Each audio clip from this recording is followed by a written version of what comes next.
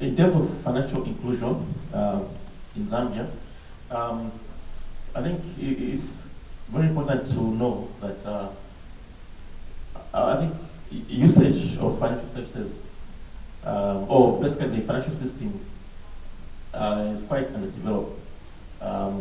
So in the last couple of years, effort has been on improving financial access on a general level, and not really like targeted to youths or any particular group of the society. So what's being done is basically targeted at improving access to the general populace.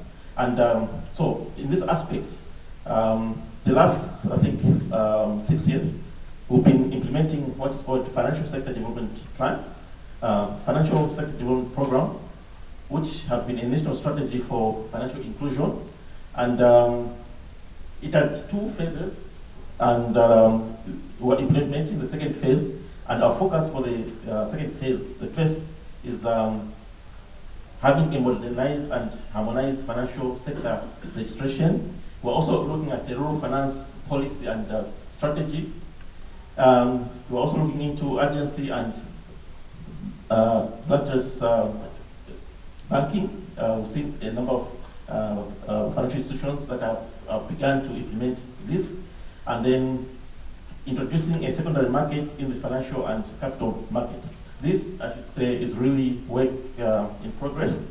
And in terms of financial education, the working group that I belong to, the Financial Education Working Group, in the last year focused much of its effort to develop a strategy for financial education.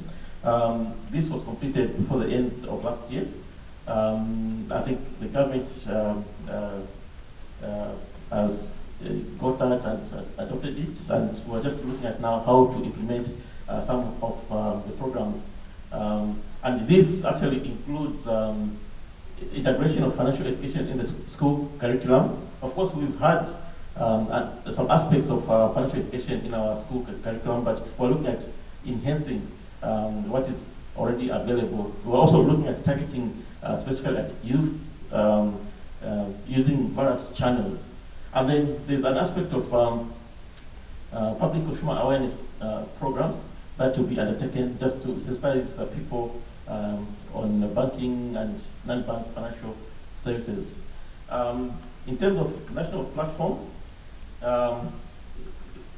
the Financial Sector Development Program basically is a public-private partnership approach, and it brings together representatives, from the central bank itself and other experts, so commercial banks and people like ourselves who are specialized in development finance.